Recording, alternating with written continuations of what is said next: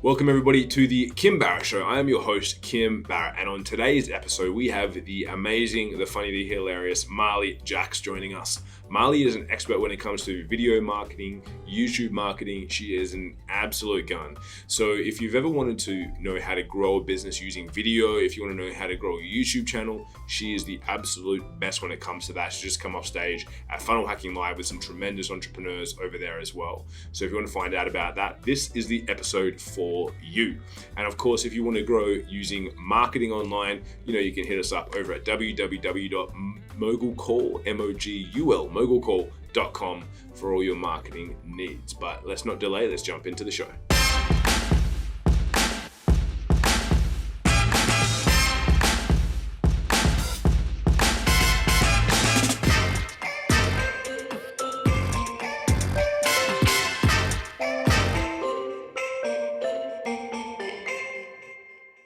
Marley, thank you so much for making the time to join us. Really appreciate you being here. Oh, my pleasure. Thank you for having me.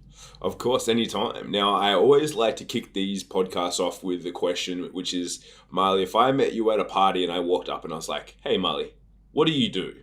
What's your go-to answer for someone that comes up to you? Oh, well, most of the time I feel like I try to keep it interesting. So I'm like, I make people famous on YouTube. And then have to go into, yes, we work with influencers and thought leaders and position them through omnipresent video content. Not just YouTube, but we work with video marketers. Yeah, I love that. That's a pretty solid answer, right? And it's definitely going to pique someone's curiosity, that's for sure. Yes, yeah. So obviously you've been speaking, you've been talking for a while, and I know you've been recently on some pretty cool stages where you've been talking about this sort of stuff. Yeah. What made you get into video marketing? Because obviously now it's something where a lot of people are talking about it, but how long have you been doing this for now? How many years have you been in the video space? Yeah, about three going on 4 years. I started in 2016. So what, of all the areas of marketing and things like that you could get into, why did you kind of settle on video? What was that process like? Well, it was kind of an accident. I was doing social media. I was a social media manager and I wanted to get out there more and get more clients so that I could leave my 9-to-5 because it was something I was doing kind of on the side. And I started making videos for myself to get visible and to just get my name out there. And some of these videos really started to take off. So I was like, how do I do that again and again and again? And then I started to think, well, can I do this also for my clients that I'm doing social media for already? Can I create video content?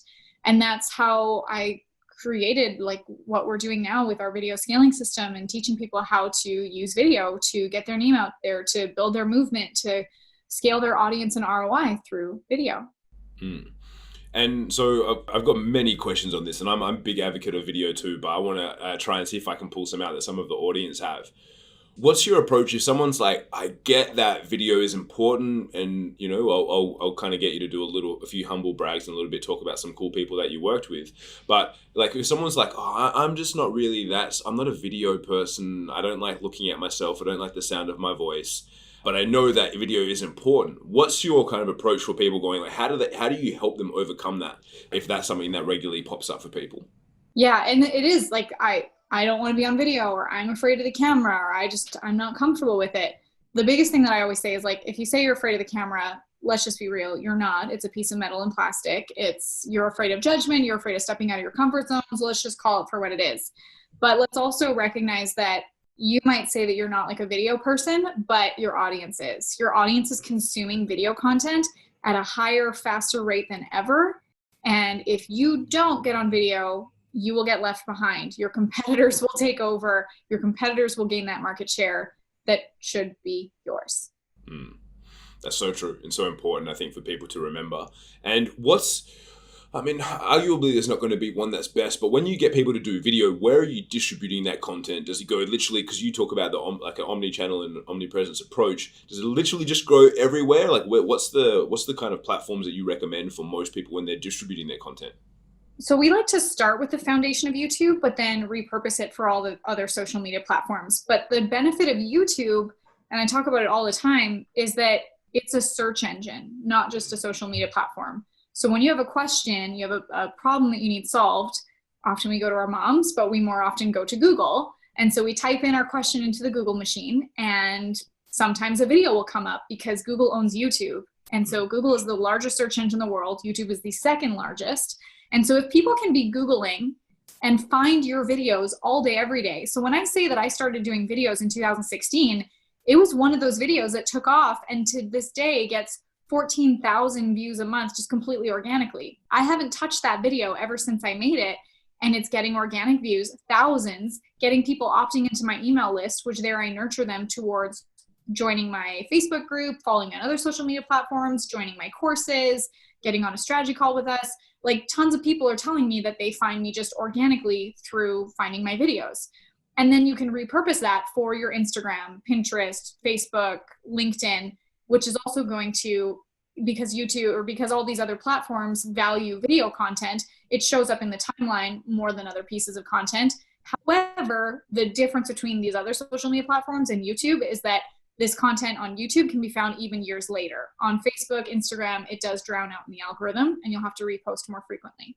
Yeah, awesome. And that's a big point that you just mentioned there on that reposting part. So, because a lot of people, I think sometimes they go, I did my video on YouTube, then they share their YouTube link onto all these platforms. But that's not what you're saying, right? You're talking about taking that and potentially even chopping it up into small bite-sized chunks for people and then posting that natively on those individual platforms as well, right? Yeah, so we'll take say it's a 5-minute video. How many 30 or 60-second little clips can you grab from that and then make it as standalone pieces of content? And then at the end of that, you can go have a little end screen for 5 seconds saying, watch the full video on YouTube, and you can direct traffic to your YouTube channel. And so with that, and obviously you said you started in 2016, and obviously that's still kind of, I'll say late in the world of YouTube and YouTube influencers and stuff like that and people going on there. If people are now hearing that in 2020, and then they're going to go, oh, maybe Marley caught a little bit of a wave and, she got in earlier than me 4 years ago. What's the ability for you to grow? Because I think sometimes people and look, I'll put my hand up at myself and say it, because we've done 18 months of YouTube content, and I still not that I'll say that we suck. Maybe we do. You and I, you've seen our stuff before and kind of what it's like, but it's we still haven't found those ones that broke through. And is it always a case that it's you eventually you will find it, right? You're only one piece of content away from breaking through, right? So what's the process like for your how do you manage the expectation of people when they go, cool, I want to go on YouTube and I'm not getting 14,000 views a month, Marley, on my videos and all these opt-ins. How do you manage that for people, and what sort of expectation do you set around YouTube? Yeah, and it's a formula. You want to be creating content that has search volume, that people are actually looking for this content. But that said, search volume changes. We can't guarantee that everyone's going to be looking for whatever videos you're creating, even that but the fact that you can rank for content means that your videos can have longevity, that it's not drowning out in the algorithm, even if it's slower. And the thing with YouTube is that YouTube is a platform that requires commitment.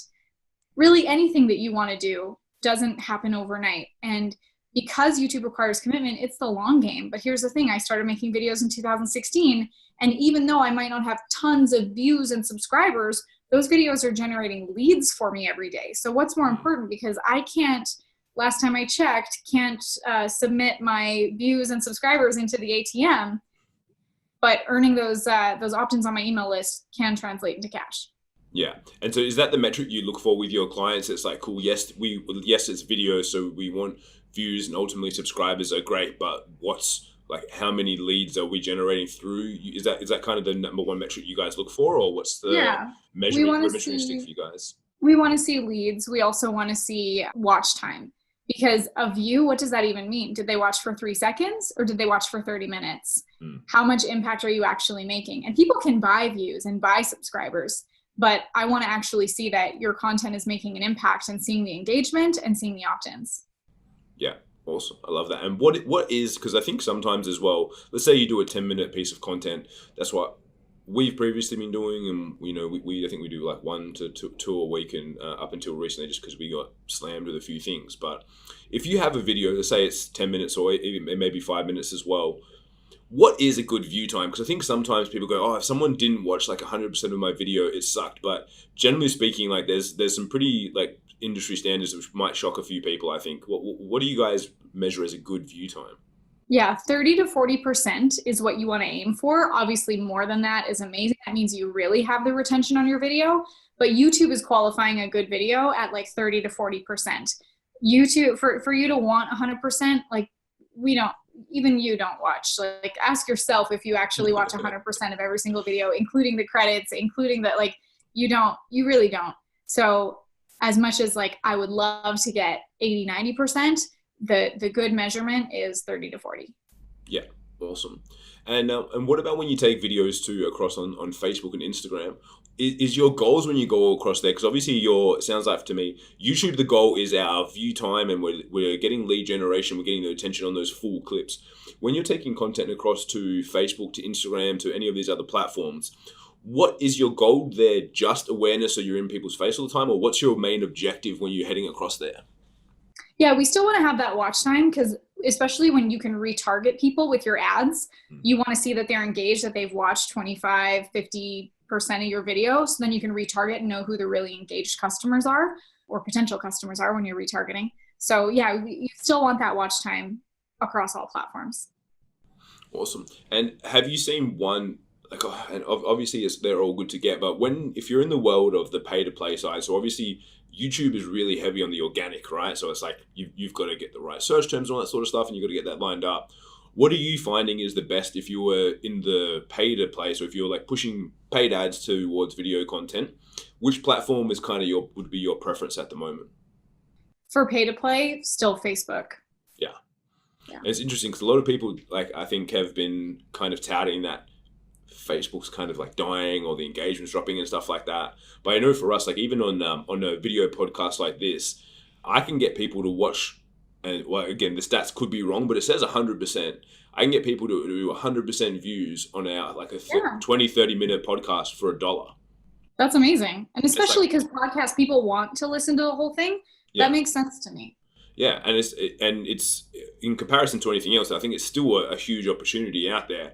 And again, I'll say like I haven't checked because we've got a completely different YouTube channel for this podcast as well, and I haven't really checked the stats over there. But I know that on Facebook it's still easy for us to kind of do that. So my next question is then, if people are hearing all this and they're like, okay, now I'm knowing that there's still opportunity out there for me, I can go and do it. Are there any industries or any kind of businesses where if they're looking at doing, especially starting maybe towards YouTube, where it's like the volume's really not kind of there, or what level do you go, it's probably not worth it if you're looking at search volumes and you're looking at like the number of videos and content and whatnot? Is there anyone where you'd be like, look, just based on this, like it's probably not a good idea for you? Like do video content on all other platforms, but you're probably not going to get a huge reach on YouTube. Is there anyone where you're just like, it's not most ideal? That's a really good question. And I can't think of one, because here's the thing is, it takes the creativity of how you're titling and using SEO on things. So let's go like both angles here. Let's say if something is too competitive. So I have a client, Christy Code Red, who she's in weight loss. Weight loss, very saturated niche. And also there's a lot of rules around paid advertising. So it's complicated to run paid ads. So Christy wanted to do a video about like how to lose belly fat, because that's a very common topic. But when we look at the numbers, it has a really high search volume and also a really high competition. And Christy isn't a big fish, like as big as like maybe Dr. Oz and, the big names that you can think of with her channel. So we looked at how we could retitle that, and we titled it How to Flatten Your Belly, which still had a good search volume and not as much competition, and she'll rank there because of how we titled it. So same thing for small search volume. Let's say if it's like a local plumbing company, it's going to have a smaller search volume compared to something that could go worldwide, because as someone in Toronto or whatever, I don't want to be advertising my plumbing services to the entire world. But you can still go for that smaller search volume and know that you're going to rank there. Like I had a video that was like how to caption your Facebook post, something like that. And it had a fairly small search volume every month, but over the years, because it's ranking at that top spot, it has thousands of views and also opt-ins because of just how it's sitting at the top spot when people are searching for it. That's awesome. I love that. Now, I'm just going to quickly throw a selfish one in there, because I'd love to know, without obviously looking into the search volumes and stuff like that, being that I'm a guy who's in online advertising, which is obviously a pretty heavily competitive space there. And like our specialty really is like paid Facebook, paid Instagram. what should I look for if I want to find and continually put, and I'm continually putting stuff out there, but sometimes I just get bored and I'm like, man, I feel like I've said the same thing 150 different ways, and I feel like I still don't get that breakthrough. What would your recommendation be for someone that's like, cool, if you're like, you are in that heavily competitive space, and sometimes it's not as simple as maybe the flatten your stomach versus the lose belly fat type Right. situation. What like how would you go about approaching that? I know this is maybe digging in a little bit to your secret sauce here, but I figure I'll just chuck it out there and see what you say. Yeah, because I'm in that niche too, like even video marketing and sharing your message and stuff. So it's in the way that you titled it. You have to be creative and also in your title to have also that engaging hook. So whether it's like in 2020 or fast or secrets revealed. So the beginning of the title, we want to have it with that SEO, and then the last part of the video title to have something that is going to draw them in. Even with vlogs, like I have been vlogging when I spoke at Funnel Hacking Live, like the behind the scenes of what I did.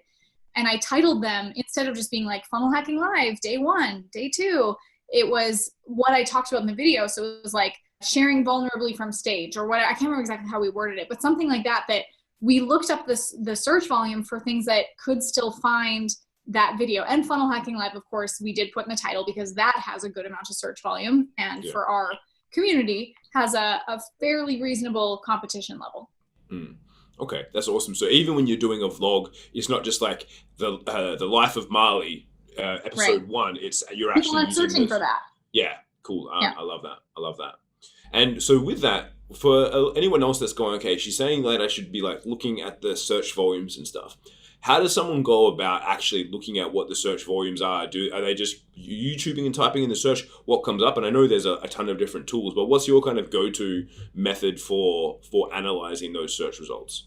Yeah, we use just like going right into the YouTube platform and searching right there, but we use tools. There's keywords everywhere. That's going to be the one that you'll use to find the search volume. So when you search something, right after you search for it, you'll see this little like text right under the search bar that shows you how often it's searched per month.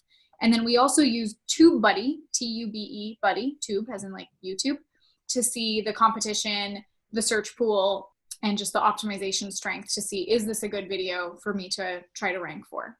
Awesome. And then, so what's too much competition? If you saw it, you're like, look, don't even go there unless you're like a crazy influencer. Like what would be, where would you be like, that's probably too much? Yeah, I love how you pointed that out, unless you're a crazy influencer. It depends on your authority on the platform too. So if you're brand new, I would go for videos that have a lower search pool. So like less than 100,000. You can go a little bit more, especially if it has a good search volume, and if TubeBuddy tells you that the optimization strength is like fair or better. But yeah, for a new channel, you want to get that search pool of like less than 100,000. Awesome. So I think there's a lot of tangible takeaways that people have got there, and I appreciate you kind of sharing some of those things. And I want to delve into a little more humble bragging on your side of things, because you work with some pretty cool people. What's the coolest person that you've worked with so far, and that you've been able to get? And then what's some of the results that you've been able to spin up with all the different strategies that you use? Well, the coolest one, if I can name drop here, we flew out to New York and spent a day with Damon John's team from Shark Tank. Yeah, that was exciting. I've worked with Steven Larson, Alex Sharfin, Christy Code Red. She's been with me. We've done 4 seasons, or we're doing her 4th season right away of her YouTube content. And she is someone that like, she's so amazing, because you tell her what to do, she just does it. Like, she's very committed as an entrepreneur. And her channel has grown to the place where now she gets over 10,000 unique viewers on her channel every single month. Like, imagine having 10,000 new people find you every single month. Like, what would you pay for that? And it's all organic. Like, once she makes a video, it's an asset. It's like real estate on the internet. And then because of that, people are opting into her challenge, her 10-pound takedown challenge that happens every single month.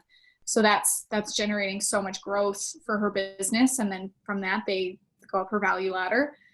And yeah, like clients that they made videos years ago that are still ranking in the top spots, even though they made it once, and then it's like the video works for them.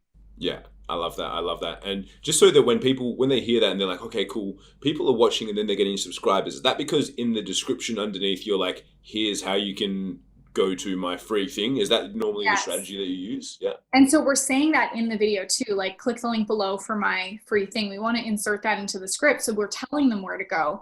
If you just have the links, they might not go for them because they just came to get the information. And then like there's so many other distractions of here's the next video. So you want to say that in the video and have a compelling hook and reason why. So Christy in her videos is saying like, click link below. I've helped thousands of people lose weight and keep it off without shakes, diet pills, exercise, like click the link. So that's like, oh, heck yes, I want to do that because this amazing woman with a blue mohawk told me to do it. I love that. And on the other side of that, so you've had all these really cool people who a lot of people may know the names of. What's someone where they came to you and then they're just like, look, I'm a complete beginner in this space. I've got no authority or leverage. And what's some like a win that you've helped them get there as well?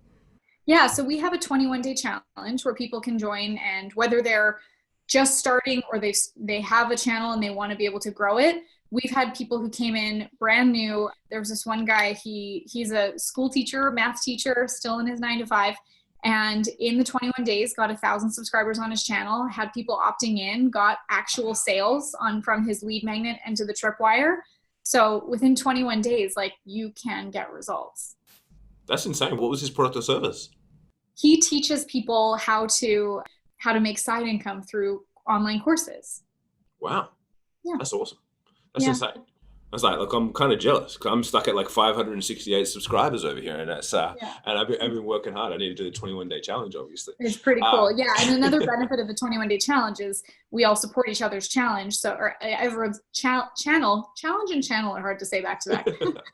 And so people subscribe to each other's channels and give each other feedback, and even just that swap of other impactful entrepreneurs is really helpful for growing the channel.